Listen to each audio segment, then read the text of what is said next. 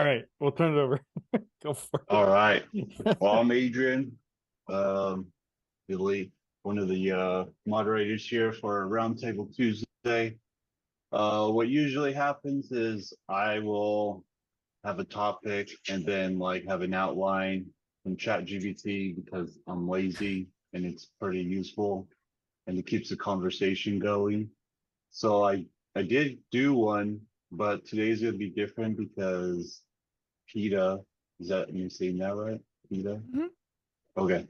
Is gonna be I think she's gonna be leading. Is that right? Or did you think about it? Or it's, we're doing it on the fly, um so she'll probably be doing the leading and then I'll be helping out and supporting, or if she wants me to lead it, I can lead it either way. But yeah, so we could go around and just like introduce ourselves real quick. Usually have an icebreaker question, but I'm unprepared. So we'll say um your favorite beer. So my name is Adrian. I've been 8 years in surveying. I work for out of Fresno, California, work for Dragados, Flatiron joint venture on high speed rail. My favorite beer is Michelada. Then I guess I'll tell people. We'll go with Peter next. Hi, I'm Peter. I'm from Australia. I'm a geoholic, co-host, Defining Boundaries podcast. Get those plugs in while I can. Nice band. It's cool. So from Sydney, Australia, and I work for Consulting Surveyors National as a training, I can't even remember, training and development manager. God, I couldn't even remember what my title was.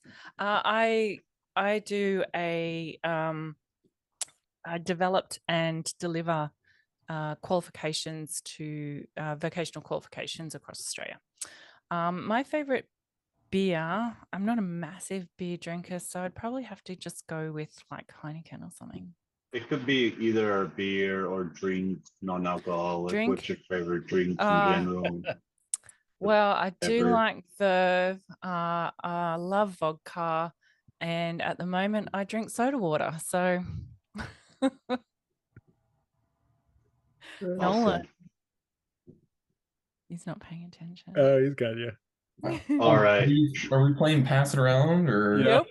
Okay. All right. Nolan Mark from Fort Wayne, Indiana. I'm too a geoholic, just not on the geoholics. So, and then favorite beer. Summer's over, but summer shandy. But now we're getting into bush latte season, so. Kent. All right. Kent Grow, host of the Geoholics podcast, been surveying for, gosh, I don't know, 30 plus years. I'm currently a delivery leader at David Evans and Associates. And favorite beer. I just had a really good beer this last week, actually, made by Telluride Brewery, based out of Colorado, of course. And I think it was called Face Down Brown. It was a brown ale, and it was outstanding. So for today, that's my favorite beer. And rumor has it, Nolan, you think there needs to be more PETA on the Geoholics? It's only a rumor if it's not true. So it's not a rumor. You're supposed to say It's a can confirm.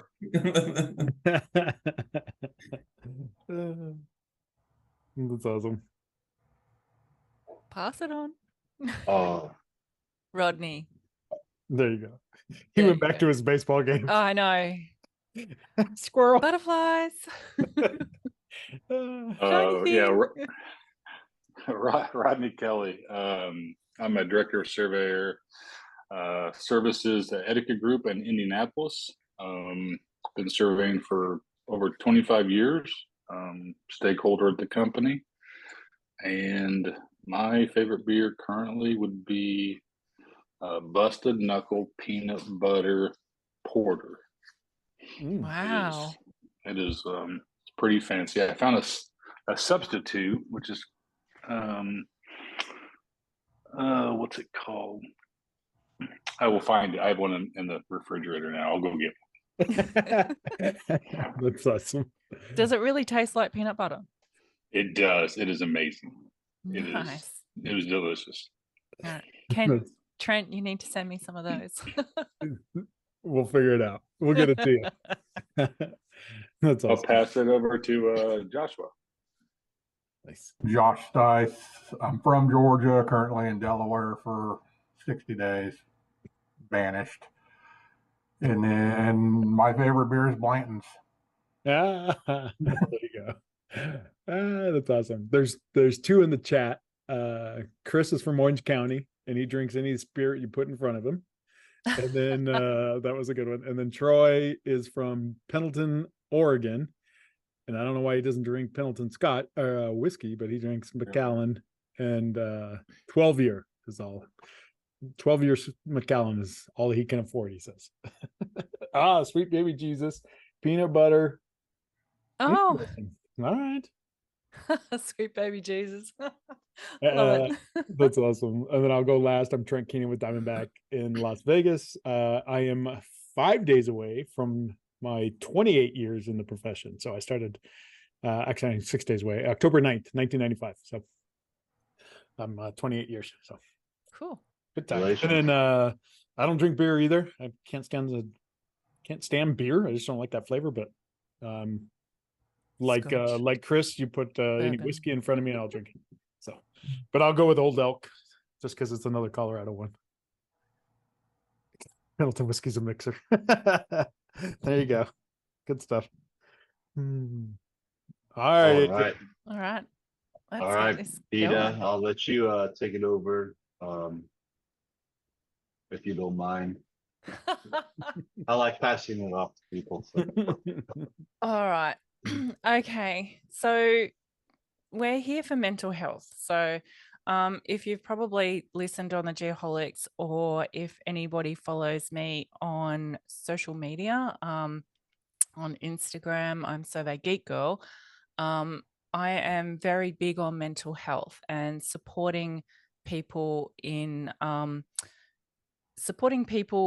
to be able to look after themselves or be the person that they can come to, providing any kind of assistance, guidance. You know, I am in no way any kind of coach, anything like that when it comes to mental health. I am just a big advocate. My family has anxiety and depression in it. And so for me, it is personal. And on another note, I have just hit 50.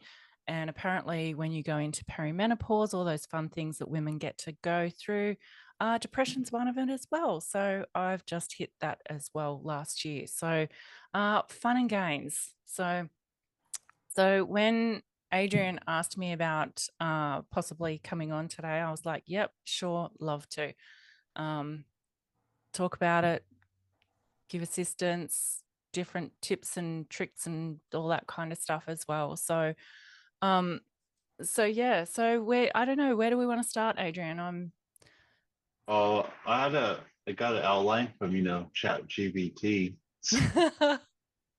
So we did introductions, we did icebreaker, defining mental health. We kind of talked about that. It's we refer to our emotional, psychological, and social well-being. An example is just as we take care of our physical health by eating well and exercising, our mental health requires attention and care.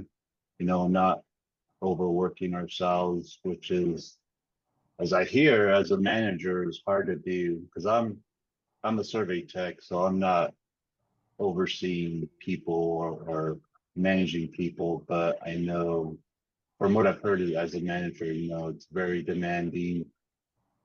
There's probably not a lot of time for self-care and things of that sort. I don't know if it's I guess we should go around. Who is a manager on this call or responsible for other people?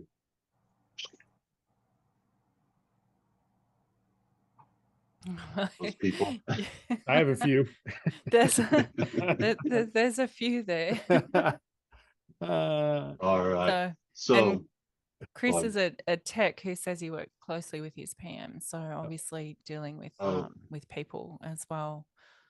I think, Adrian, when we look at mental health within our industry, within the surveying industry and the construction industry, I think it's really important, whether you're a manager or whether you're a techie, to be aware of it and knowing when to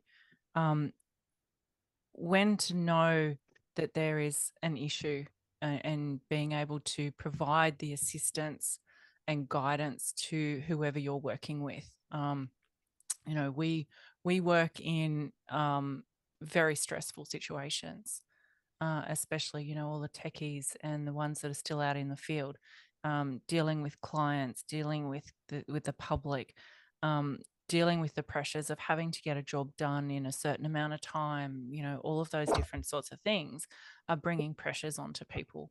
And if you don't know how to deal with it, then you're going to have, you know, you're going to have your staff and your employees falling around you.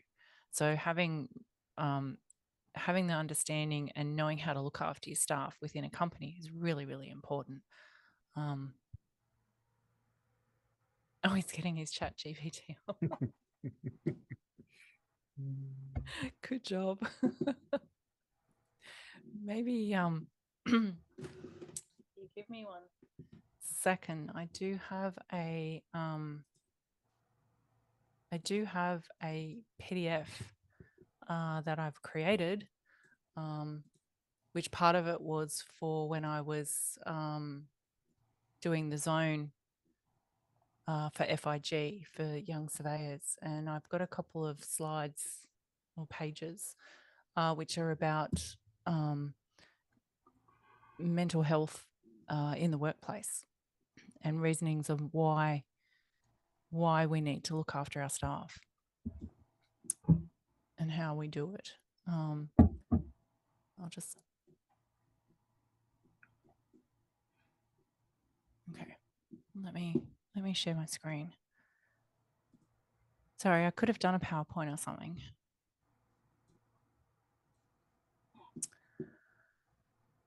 It's all right. We're always winging it here anyway, so it's about conversations, you know. Well, just yeah, that's what I kind of about figured. things.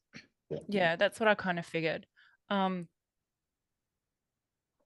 Talking about mental health in the work zone, addressing mental health and well-being of your staff is a real investment within the business.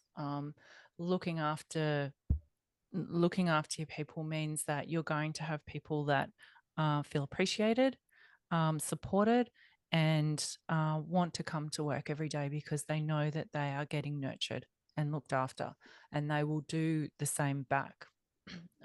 Some of the reasons that, you know, as somebody who works in the work, oh God, get my words out. That's another thing with, I won't say my condition. It's not a condition.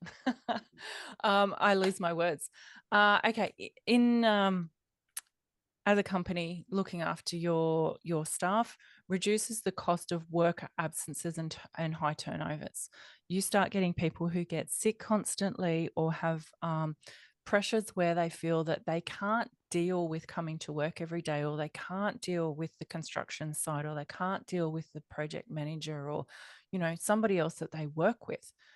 Means that, you know, it's a loss for the company. It's downtime for the company. I don't know how it works over in the US. In Australia, we get, I think it's about 2 weeks of sick leave every year, all of that kind of stuff. But we also have mental health days and all of that kind of stuff. So the more that people are taking time off due to these illnesses and feeling bad, it's going to affect your business. So as a business owner, it's important to meet the needs of your workers, improving the productivity. as I said, you make them feel looked after, safe. They're going to want to do more for your company. Encouraging your staff loyalty. This one here, number 4, improves morale and reduces employee stress levels. That's the big one for me. Making sure that everybody is happy in their workplace, enjoys what they're doing, and is not stressed. You know, work stress, you have stresses at work anyway, but being able to enjoy and just have that stress level that sort of gets your adrenaline going, yes, I'm going to get this done because we've got times that we have to meet and all that kind of stuff. Well, that's different to just being completely stressed about everything that's going on at work. I got something to add Yeah. to the conversation. So like like what you talked about is very important, but it starts with the managers taking the time to talk to the people, you know. It's like a whole culture thing where you want to get to know them. I don't know, like I've heard different, like some people say like your work is your family, and then other people are like, oh, you don't want your work to be your family, but in a way it is your kind of family. It's a type of family situation. So you do want to invest into your people, you know, get to know them, get to know who they are. I think team building things that I've done are really important to, like when I've had lunch with the manager, you know, it makes you feel important that you're actually part of the group. They get to know you. And then it creates that you know, they say it's an open door. They have open door policies, but what is that really? Yeah, their door's open, but I don't feel comfortable talking to you about certain things. So I've heard and seen things like you need to have these conversations so that way people feel safe, especially from Gary Vee. He talks about this, about empathy a lot. So that's a important factor in this mental health. So that way you can come to your boss and be like, I'm like having a really bad day, or I'm feeling overwhelmed, because most of the time, like I know in America, we just keep your mouth shut. You don't, it's not something they want to hear from you. You just want you to work. You know, mental health is now being more important conversation, probably more because of the pandemic, but you know, these are conversations that if you really want to have a mental health like component at your work, those are some of the things that you need to do. I don't know if some of the people on here already do them, so I don't know your company culture or work, but if you want to share how your company is doing these things, or how you um, deal or like interact with your people, please share. If not, you could continue, Peter. Well, just going on from what you said, encouraging employees to socialize so that they know each other. You know, you talk about family and the time that you spend there, and you do spend a lot of time at work. You know, the days that I go into the city, I'm there for 12 hours a day, you know, sort of thing. And I don't do that every day, but so I'm in there with with my work colleagues more than I'm at home with my family on those days. So you do have to be comfortable where you are. Promoting that positive work-life balance. Yeah, I might go in 2 days a week into the city where I'm doing my 12-hour days, but then the days that I work from home, I might not start work until 10 o'clock in the morning. I'll go for a swim, I'll go for a walk, I'll, go and do a plunge, I'll go and do something for me, for my mental health. And my boss doesn't even question it. She doesn't count the hours that I work. She just knows that, there's going to be times where I'm going to step away because I need to just reset.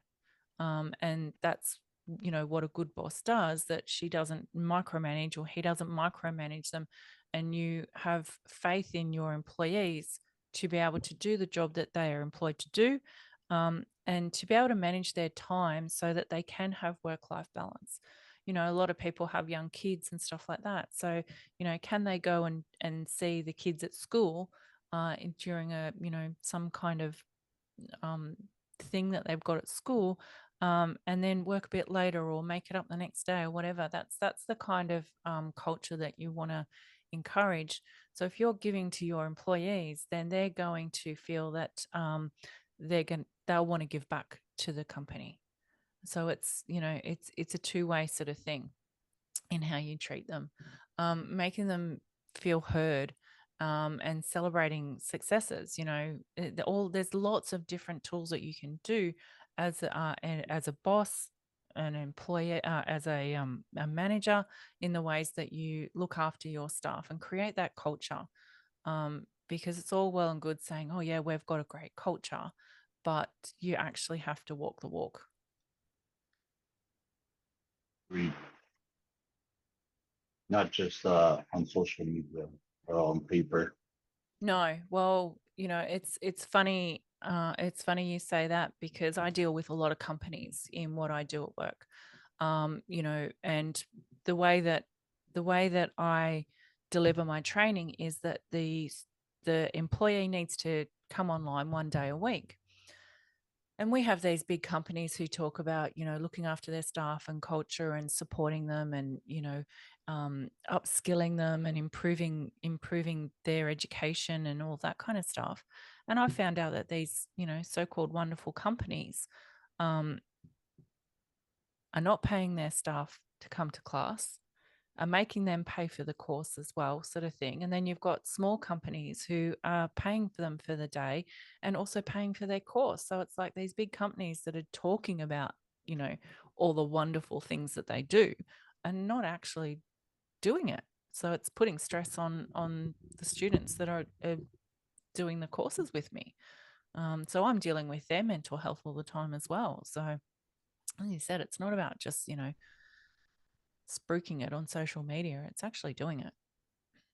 Yeah, but as we're talking about this, it reminds me of last episodes. We were talking about mentoring, and this mental health definitely ties into mentoring, because to be a good mentor, you really need to know your people. I know you can't know them, you know, like super well, but at least, you know, you should be able to pick up on social cues. I know some people have a hard time doing that, especially if you have a certain personality. So, but it is mentoring, you know, mental health, as we talked about, it really ties together. If you want, that's if you want to be a great mentor, you really need to be, you know, learning these things and developing yourself, and not just you know, not just saying you're a good boss, but actually doing it. It's easy to talk. Kent?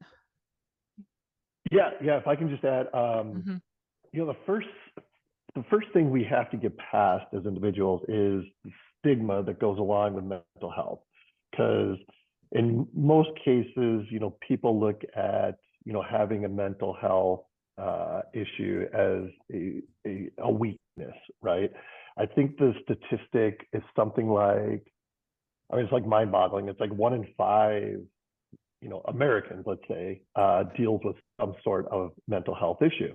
And maybe they should call it something else to make it more palatable. I don't know. But, you know, it's like, you know, I'm passionate about this because, you know, full disclosure, and I've talked about it many times on the Geoholics. I mean, there was a few years ago where I was dealing with horrible anxiety, you know, to the point where at times it was like debilitating, you know, like I couldn't go out into like a social setting and without like just like having like a panic attack and that type thing. And it finally got to the point that, you know, I'm like, something is not right. I mean, something's not right. I got to go see a doctor about this. And finally I did. And it changed my life, first of all.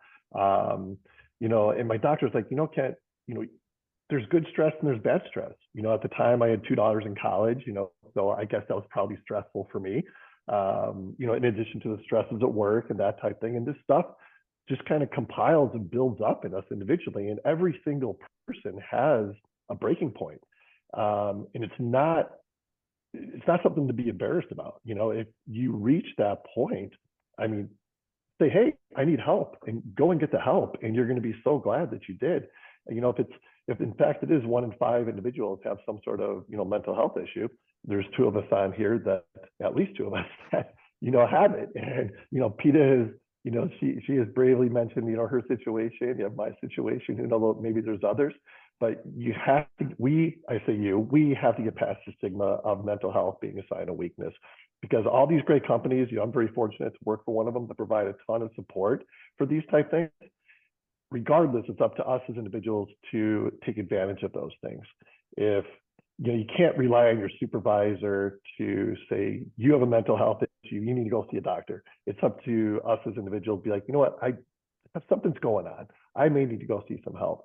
And, you know, for me, I can tell you, it was life-changing. You know, when I finally accepted the fact that I had an issue and went and saw a doctor, it was like, oh, okay, yeah, it's cool, I'm good.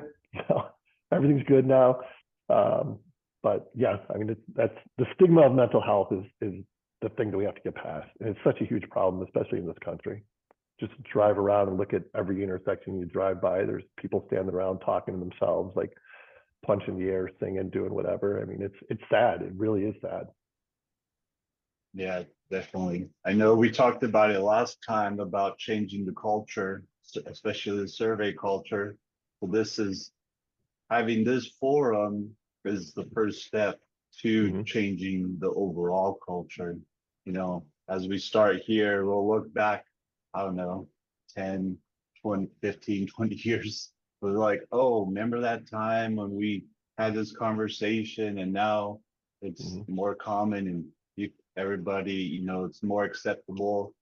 We should be, surveying should be, you know, at the front of this and be, you know, not following the crowd, but leading, you know, as like our technology is the leader of, you know, a lot of tech or technological aspects come from surveying. It starts in surveying and then it reaches other sectors. So yeah, I don't see why we shouldn't be like that. And go ahead. Men especially, you know, I mean, we're so freaking prideful and stubborn, and again, don't want to admit that we have a weakness of any type. That's something that we have to get past. It is. You know, me being the only female in my immediate family, you know, it took, I think, about 4 years before my youngest actually had a massive meltdown and said that he was dealing with anxiety and depression and wanted to, you know, to kill himself. You know, and managed to just hide it. He was the happy-go-lucky, help everybody else. So whereas now, you know, I mean, thankfully he had the meltdown when I was there. We went and saw the doctors. We went and saw therapists. You know, he learned heaps of tips to manage the anxiety side of it, you know, and do the medication for a while. He's not doing that. He's learning to manage it on his own because he didn't want to do the medication. But it's about just being there to support and find those things that are going to work for that individual as well. You know, and just having a knowledge of what is out there, and, you know, is it anxiety? Is it depression? Because they're two different things. Even though a lot of people have them together, they work differently. So if you're working with someone and you're seeing these signs, you know, sometimes you say, oh, I'm here for you. Do you want to talk? Sometimes that's not what they want. They actually just want help. You know, are they struggling to finish a task because they just can't physically do it? They've got a paralysis, or, you know, those different types of things. And that's what it's learning about, the different things that are involved with, you know, your anxieties, your depressions, and how to manage them or help somebody who is in that situation. Or if you recognize that you're in that situation, and to be able to ask for help, or, you know, for what you need, is a big thing. Yeah. And it's important that we check on each other, honestly. You know, it's like, send your buddy a text or something. Hey man, just thinking about you, you know, Yeah. everything good? You know, I mean, that goes so far. It's crazy. You know, I'll do it periodically to my buddies, and it's amazing the response that you get. You know, it really, really is. And I think there's such a fine line between prying with too much information, right, and trying to get people to talk. And I think that's, you know, prime example, right? I mean, one of the funniest, outgoingest guys you could ever remember being Robin Williams, and you know, and the things that he was dealing with behind closed doors. But what he what he portrayed to the public is two totally different worlds, right? And so, how do you, at what point can you continue to ask the same questions and not, you know, pry too much, I guess? So, go for it, Ed. Yeah, one of the things I wanted to say was, to Kent's point, like reaching out. I mean, just on a friendship level, checking in on people. It's been something I've been doing a lot the last couple of years. To old friends, to old colleagues that I don't work with anymore, and it stirs up a lot of good conversation and obviously a lot of good memories. But just checking in on them, that's been something I've been doing. But back to the point of managing people, whether you're a manager or whether you're a coworker and you work alongside those other individuals. Something that Peter said earlier about just getting to know your coworkers and working with them, and as a manager, that's been probably the most challenging thing for me to do.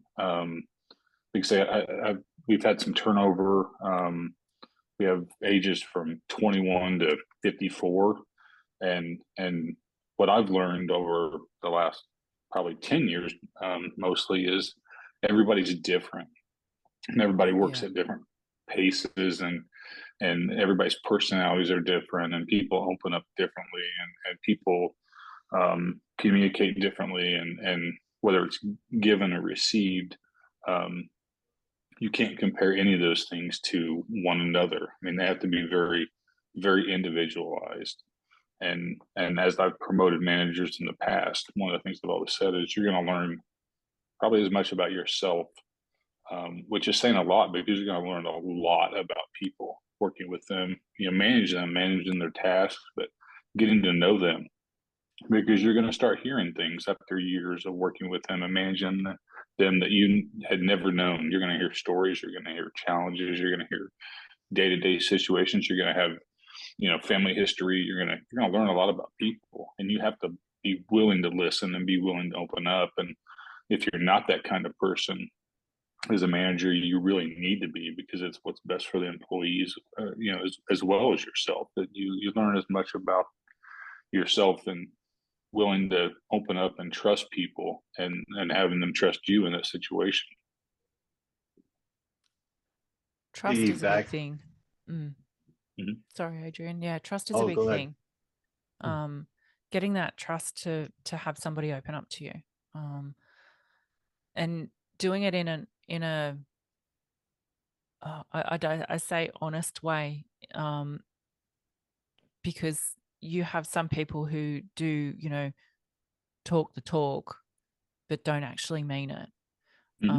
And the biggest thing that comes through with anybody is that you can feel that honesty coming through with someone, where that gives you that connection, for people to actually go, wow, this guy actually, he does care about me.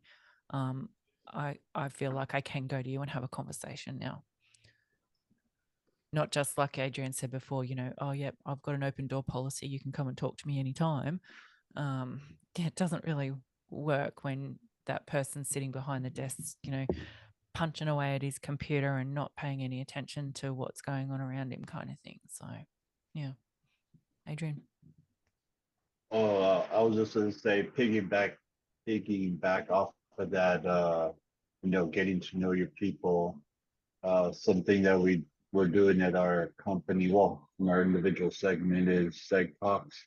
So it's like a topic or some technology that we use at the company, or a project where you can share your experiences with other people.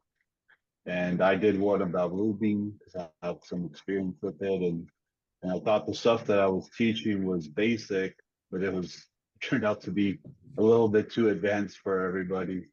But anyways, another thing to get to know people is we could do like once a month, a lunch and learn where you know, because everybody loves food. I mean, I love food, free food, you know. So do once a month a lunch and learn, and it could be like a topic that that person is passionate about. You know, it could be whether it's work related or personal. And if trying to create that culture, because I haven't, these are just my ideas. I haven't had been able to implement them, but this is one where you could, like, if you want to get to know your people, you know, talk to them about what they're actually passionate about, what they care about, what they like to do, you know, and they'll, like, once you get someone talking about what they like, they'll just, like, you know, ramble on forever. That's so true. But so continue on with the presentation. We talked about stigma, you know, how to what we can do, what we need to do, promoting mental health awareness. Was that the same thing? The stigma, personal experiences, promoting mental health. So let's see, discussion strategies. Oh, okay. So promoting mental health awareness. I know at my old company, Mark Thomas, they used to actually have, so on teams during the pandemic, they had different groups. So there was like a Disney group. I don't know. There were some other ones, Green Thumb group. So that was actually a pretty cool idea, but I was like not part of one of those. But I did attend one of their mental health like groups, and where people were just like, you know, it was an open space where people could come together and talk about, you know, either work things that they're doing, how they deal with work situations, you know, if you're feeling overwhelmed, to take a break, you know, go for a walk, things like that, taking time for yourself. And I thought that was really cool. That's kind of like what I'm trying to do with Roundtable Tuesday. And yeah, we have a topic, but I want it to be, you know, just more like casual conversation where we're learning something, but also helping each other, you know, supporting each other, and just, you know, slowly creating a community, you know, because I think that's what we're missing from like American life is community. There's not really community anymore. It's more like, oh, you work for this company, oh, you're in this state or country, and there's not really, you know, much community in that sense. So with this, I hope to, you know, create more of that and continue with that. Let's see. Story, education. Hey, Kev, one question. Good. So Peter, you mentioned earlier about the importance of like self-care. What are some examples that folks can implement, you know, into their daily routines that would fall into that category? I mean, obviously the one that comes to mind for me is meditation. You know, a lot of people find tremendous benefit from meditation. What are some other things that come to mind for you? So there's a few different things. Switching off your phone, putting your phone down and just getting outside.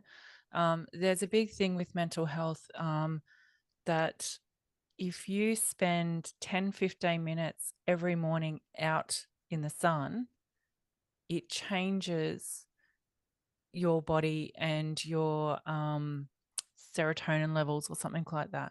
So it automatically gives you a good start to the day. So jumping off your phone, getting fresh air and sunlight. You mentioned the meditation. I've had various goes at meditation. Finding the right app that works for you or the right way to do it, especially if you do have a mind that goes constantly. Meditation is very, very difficult. One of the things with meditation is to realize that if you're doing meditation and you're using one of those apps and your mind starts to wander and you think, oh, I'm useless at this, I'm just going to give up. No, you've just had a lapse. Just come back and center yourself again. It doesn't matter how many times you come back and center yourself in that 10 minutes, however long you want to do it. So don't give up on meditation, because it is actually really, really good for you when you find the right one that suits you. Other things for me, the beach, getting my feet on the sand, getting in the salt water. There's something about the salt water for me that just strips away negative energy. So there's lots of different things. Practicing gratitude. The things that you've got, talking to somebody, listening to music. There's so many different things that you can do that you don't have to pay for, that you can take 5 or 10 minutes to reset yourself. Painting is another thing that, I like doing. Painting, creative things, photography, switching off one part of my brain and just getting out there and being creative. So it's just finding the right thing to suit you as an individual. And it'll take time if you're not used to it. So it's about being able to experiment with different things. A big thing that I want to say is your mind is built to access the negativity. It automatically will switch to the negative in anything that happens. So you really have to work really, really hard to flip that switch and find the positive in things. And that's a known fact of the brain. It's always going to find the negative in things. So being able to find things, and I call them, and you've probably seen it on social media, a glimmer, something that brings you joy. What is it that brings you joy? And that's the start of being able to do something for yourself to improve your brain, your health, whatever it may be. I've had a broken foot for 3.5, 4 months, and I usually enjoy walking, if that's one of my things, to get me out of computer world and all that kind of stuff, switch off to everything. And I can't walk, and I'm going crazy at the moment because I can't do the things that I normally do. So I'm having to try and find different things to be able to bring myself back down again, because the things that unfortunately women of our age have to go through now is very difficult to manage at times. And so finding things that do bring us back down is really, really important. Yeah, one thing that I used to do, so I'm at a different job. So my other job was like in the city, and there was it was like an urban area, a lot of trees around. So I would go for walks like twice a day. And I like to go in the mornings because there was birds singing, and I like bird watching, but I'm not really that into it. But I always like to go for an early walk, listen to the birds sing. It's like they say, take time to smell the roses, and you really have to be intentional about it and take the time, especially if you feel like throughout your work day, most people, I'm assuming most people will just, work the 4 hours. Maybe you take a lunch, maybe you don't take a lunch, and then work whatever other hours to you get all your tasks done. But you really got to be intentional about, being aware of your body, being aware of your mind. It's good to take a break and reset and get away from whatever you're doing. go outside, walk in nature or urban nature, as I like to call it, and just absorb, you know, the world around you, and not just being stuck in the office that has AC. I really wish offices had like almost like they were outside with the natural breeze. I know it might not be ideal in Las Vegas, but because it's so hot, but like other areas, if it's nice weather, you could be like, oh, just work outside with your whole setup and everything. I think that would be like the best kind of office setting. Yeah, I do that at home. I take my stuff out to the back deck and sit out there for, you know, half a day working or the whole day, depending on what it is that I'm doing. I've even taught out there sometimes because it's just so much nicer having the fresh air and the sunlight than sitting in a dingy, dark room. Yeah. Yeah, exactly. Mm. Oh, Is there anyone else that deals has something that they do for their mental health, like Rodney, Josh? What about you guys? I guess I'm twisted, which is probably very Aren't we true. all? But I generally, I work, that's what I do. I enjoy Yeah. it, and I'm twisted that way. But I do a lot of traveling, as Trent makes fun of me. But like currently on my Delaware project, everybody shows up at 7. I show up at 5:30, and I just sit and relax in the quiet. I'll set the base up and just be one with my base, I guess. But I disconnect and I can shut my brain down, not worry about the emails, and kind of come up with the game plan for the day in peace and quiet without a bunch of idiots running around, because they're coming. So generally, it's weird things like that. I mean, I spend a lot of time alone, so I can't complain about my coworkers. But that's it for you. You found what works. Yep. Sorry, Rodney, go. Yeah, we moved into a new office about a year and a half ago, and there's a lot of walking trails around our complex that we've been encouraged to take advantage of. So we do a lot of that during the workday. A little bit similar to what Josh said. Being alone, I'm usually an early riser, so I get up and I can go for a walk by myself or sit outside and not deal with anything. Just sort of map out my day. Tons of pun intended there, but try to do things like that and then definitely step away and disconnect.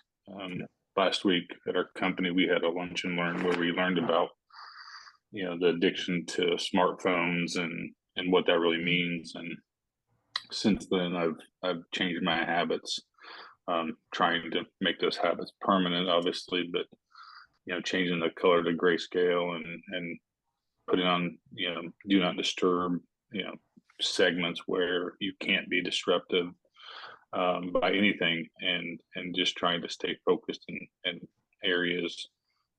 But we also use the Motion app through our health insurance, and every hour you get up and you walk, and it gives a lot of people the opportunity to step up and walk around with your coworkers in our office that we don't work with in different departments and whatnot. And you see a lot of that in our office.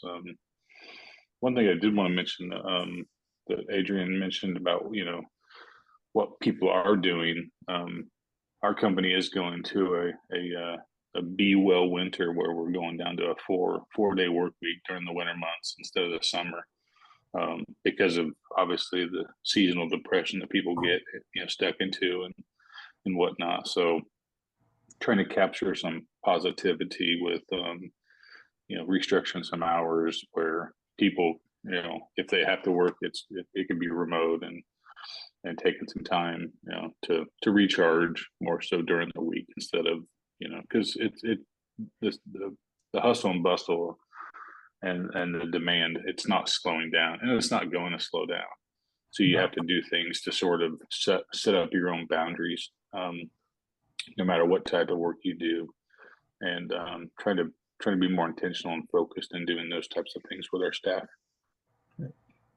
And that's what I Awesome. kind of do in the mornings. I'll pick the 10 things I'm going to accomplish that day and ignore the 20 or 30 that I know they'll be there tomorrow, and just pick the most important ones, things to me to do that day, and not worry about it. But like, I used to work at Atwell, and we're invading Las Vegas in November, Trent. They're paying for all 2,000 employees to go to Vegas for a couple days. Holy shit. Wow. So, and I got invited for some bizarre reason, and I'm scared to go at this point. I don't work there anymore. That's Yeah. coming from the guy who's never taken a vacation since 2016. So, and he still doesn't want to go. See? Look at that. That's something that was talked about. I think maybe Rodney mentioned it, the importance of disconnecting. Yeah. And Yeah. that is huge. I mean, one of the things, and it's been talked about a couple different times, some sort of, exercise, whether it be walking, biking, what have you. It doesn't have to be a massive commitment, but just doing something 15, 20 minutes of every day goes a long way. And something here like, Trent in Vegas, well, Trent finds a way to exercise no matter what, but it's so freaking hot in the summer months, you almost feel like you're stuck in your house and you just can't go outside and do anything. So for like June, July, and August, I almost find myself getting into a seasonal depression during the summer months just for those reasons. And like, I have to make a conscious effort to, whatever, get on the rowing machine that sits in my spare bedroom and never gets used, or whatever. In addition to the exercise, it's sleep. I mean, getting a good night's sleep is so important when it comes to everything we're talking about: stress, mental health, whatever. It all adds up. And if you're getting, a crappy night's sleep, it's counterproductive. A good night's sleep is so important. And I see so many surveyors that just run themselves ragged. How many surveyors, I'm sure we all know them, that you look at and you're like, oh man, that guy's, got to be 65 years old. And it turns out, he's 55 years old because he's ran himself into the ground. You don't want to be those people. It's manageable. We just have to, take advantage of the resources that we have available to us. And, having these conversations like this, I think, is absolutely huge. So Adrian, I applaud you and Trent and, for doing this. And I hope it continues to grow into something, really, really big, because it's needed for sure. Along those same lines, Sunday, there was the new iPhone update that came through, and my phone ended up getting hung up during one of the updates. And so it ended up, I needed to do like a full restore and all these different things. So I had no phone for 17 hours, and that was so amazing. Yeah. So amazing. I've had that happen a few times. Like even if you drop it off to get the screen fixed or something, right, and you don't have it for a few hours, it's actually pretty amazing. So well, hopefully when you're on that rim hike, I know you won't have a connection out there either. So good time to disconnect.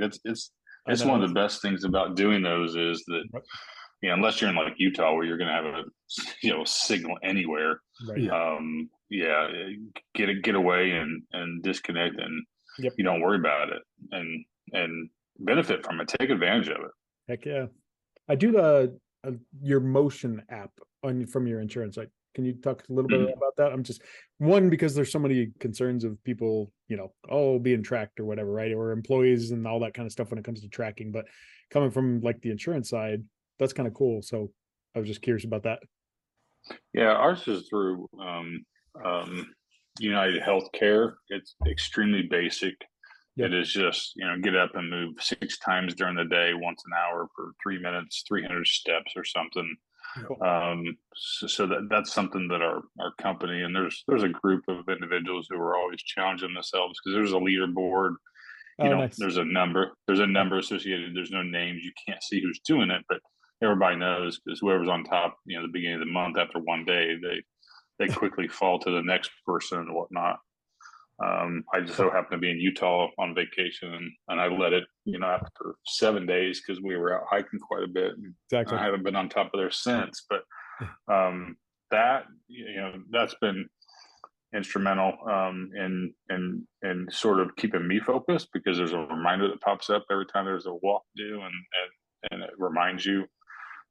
You can customize them however you want. Nice. But I had a friend a few years ago who developed something like that for cycling that worked alongside. And I think they ended up selling to an insurance company as a benefit to track it. And UHC contributes like $3 a day to your HSA if you meet all the goals. So there's a financial component that helps you out a little bit. But for me, it's just about repetition and habit. I mean, without that it just helps me out in that manner. Obviously, $3 isn't going to make or break anybody, but it is a side benefit. That's cool. There's a few different apps out there. I use one, Balance, which basically reminds me at different times. At 12 o'clock every day, it gives me a little reminder time to get up, do some meditation, or get away from your computer. You can set it up at whatever time that suits you and what type it. Are you feeling sad? Are you happy? What do you need today in what it is that the app can give you in the meditation or whatever, music or whatever it may be. So we are at 11, so I just wanted to throw this up. I've got part of the PDF that I was showing you before, and also this is stuff that I have created, and Mental Health Month is October. So I have a calendar that is basically a challenge for yourself. You can share it with whoever you want. You can do them. You don't have to do it. Trent will have it for you if you want it. But basically every day it gives you something to think about.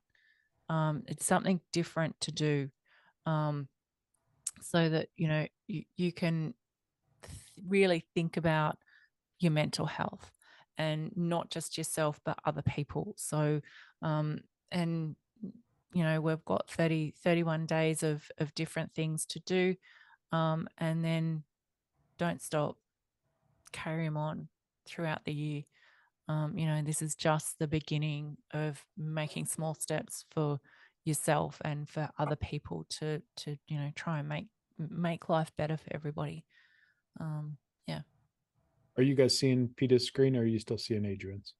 Still seeing Because Adrian. it's not. Okay, yeah. Oh, Just hit that. there you Yeah, go. there's a There we view option at the top. That's how I was able to go change it. But Sorry. nope, you're good. If Adrian stops, That was my fault. there you go. Okay, cool. Oh, So good now, one, Adrian. Oh my I- God. I changed it on my side but I want to make sure you guys saw it. So that's Okay. that's a great calendar. That's cool. Yeah. Very cool. Yeah. So different things every day, you can do them. You don't have to do them. But just things that help your mental health, help others, be kind, talk about your sleep, try and get your 7 hours of sleep, whatever it may be. Try and focus on that for a week. There are different kinds of things in there. So I'll send them through to you, Trent. Okay. Yeah, absolutely. Love that. And the last thing is in that document that I did create has, hang on, not this one. I have another one. I have a new one. It has at the back of it, here we go, a whole heap of Oh, there you go. websites. Nice. Okay.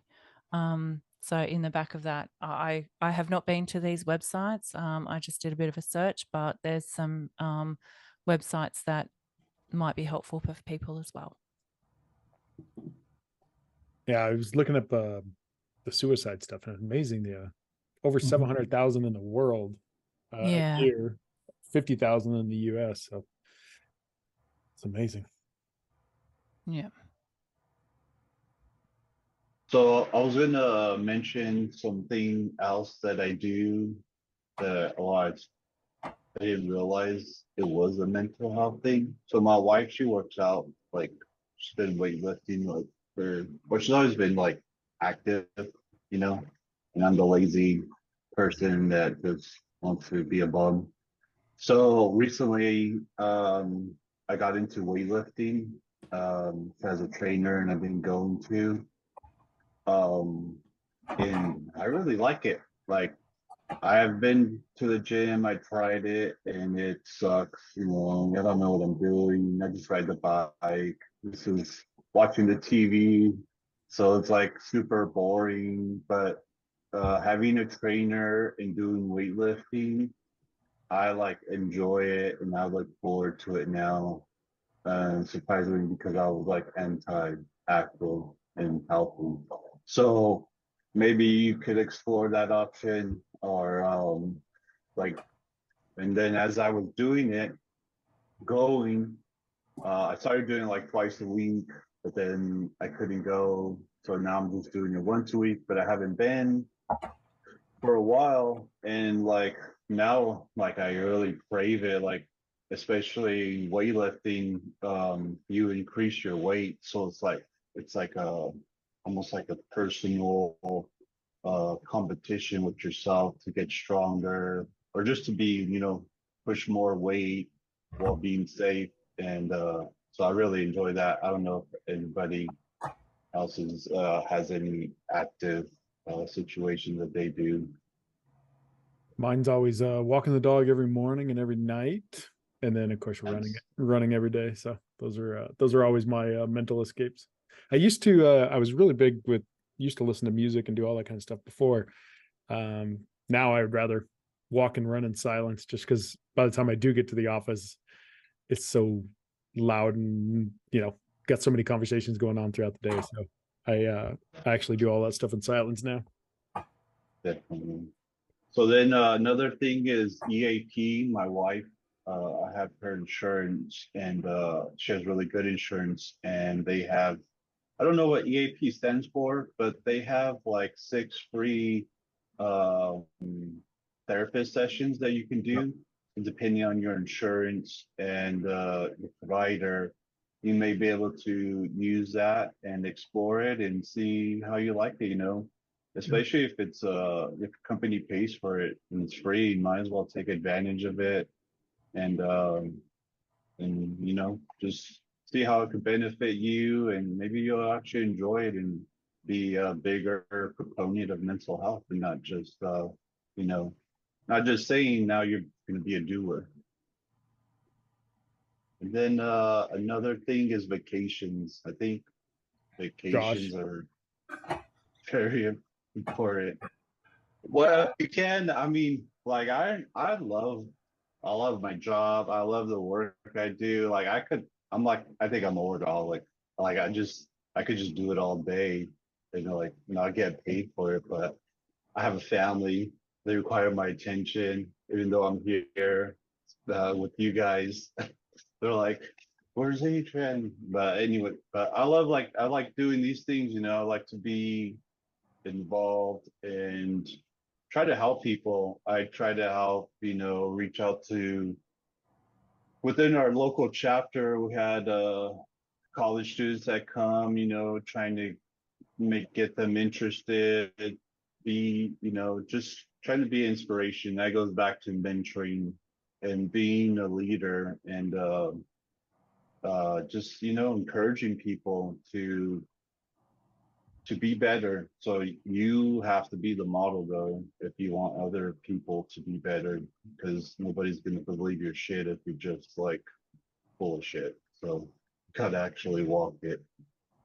But yeah, I'm wrapping up. Let me check my notes real quick. Well, having real water cooler conversations. I used to work, well, I've worked for smaller firms and um I mean, we would talk, you know, because, well, kind of. But now I work for like a larger company, and then you talk to people and at different occasions, like around the water cooler, the break room. And I think if you have real conversations, it creates a better connection, you know, like not besides like, oh yeah, how was your weekend? But if it really wasn't a good weekend, don't just say, yeah, it was a great weekend. Yeah, my life's awesome. You just be like, nah, it was all right. You know, like whatever. You know, just be honest, really, because I feel like people are not really honest with themselves and they lie. to themselves and everybody around them because they think people are going to think less of them. So I think you should just be honest and, not like you don't have to be detailed honest, but you don't have to like sugarcoat it. I don't know if anybody else is like that or has those kinds of conversations or has any input. No. Okay. Can I do a quick shameless plug? Sure.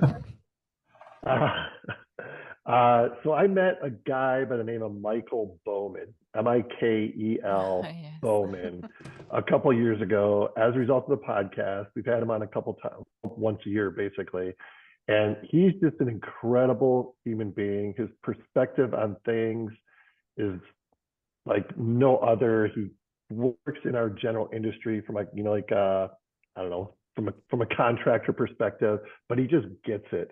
And if you're not following him on like LinkedIn or something like that, I know he's got an Instagram page, that type thing. He's basically somebody who I look to as like a life coach at this point. Whenever I have any issues that I can't come to grips with, I reach out to Michael, and he's just such an inspirational human being. So he is definitely somebody who I would recommend, following on various social media platforms. I'm sure there's others as well, but he's just somebody who I really, really enjoy and appreciate and respect. Awesome. Yeah, he's a good one.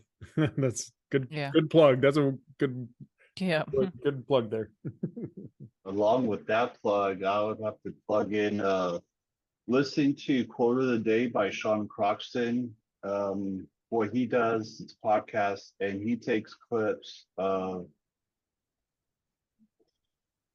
leaders, tie-ins of industry, the motivational speakers, and it'll be like I don't know, like 5 to 10 minute clip. And I found those are very useful, not only to being a better leader, being a better manager, but also giving you ideas of how to, interact with people, how to better yourself, so I think that would be helpful for people that really want to learn and keep moving on. But as we're ending this conversation, I hope everybody got a little something out of it, and I hope you can continue the conversation within your work lives and your personal lives to keep promoting mental health. Like Hank said, that we gotta get rid of the stigma. So we gotta, not only share the gospel of Lent's reign, but share the other gospels as well to let people know that it's okay to talk about these things. Always someone shares something, they share it in confidence.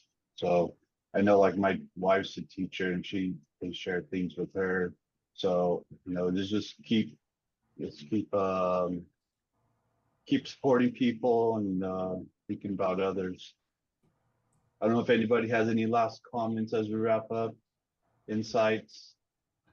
I think I like the comment on how many times have you sat down with your employees one-on-one for 3 hours.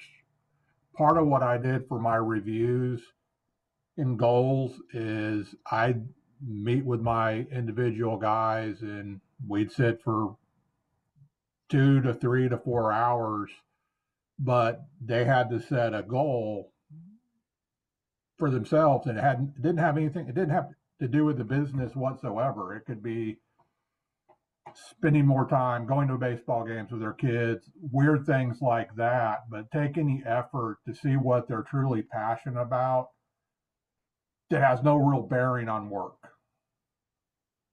And it really worked. It worked super good, and I don't recommend it to everybody. The other thing that worked super good was having your liver crash and having to have a liver transplant, because it gave the employees time to see that I suffer, I have issues and stuff, and it really made my team a lot stronger. Mainly because I don't think they wanted me to die because they'd have to go work someplace else, but I'm sure there were other things involved. But it was really, I You're mean, it's human. still like to this date, I still talk to my old employees from Atwell probably 2 to 3 times a week. And we have a group chat going, which is kind of annoying because they're all in their 20s, but Keeps you young, doesn't it? yeah, it's nice. It makes a big difference when you have a transplant. It gives you a different life perspective. And I still don't take vacation, but again, I'm twisted and odd. Thank you. On that note, I have to leave. I'm sorry, I've got another meeting I have to go to. So thank you so Thank much you. for having me today. And I hope I gave some value. Definitely, you did. We Yep. appreciate your All time. It's awesome. No worries. Have a great week. Thanks. Yeah. See ya. All right, as we wrap up, if anybody has ideas for conversations, please let us know, or else I'll just keep going to ChatGPT and seeing what pops up. But Rodney threw in the chat, as Lester Holt says, take care of yourself and your neighbor. Yep. So there you go. Awesome. He had to jump. That's awesome. Good stuff. Great conversation. Yes, thank you. Thanks, everybody. Yep. Great job, everybody. Awesome. All right. Have a good week. Bye, guys. See you later. Yeah.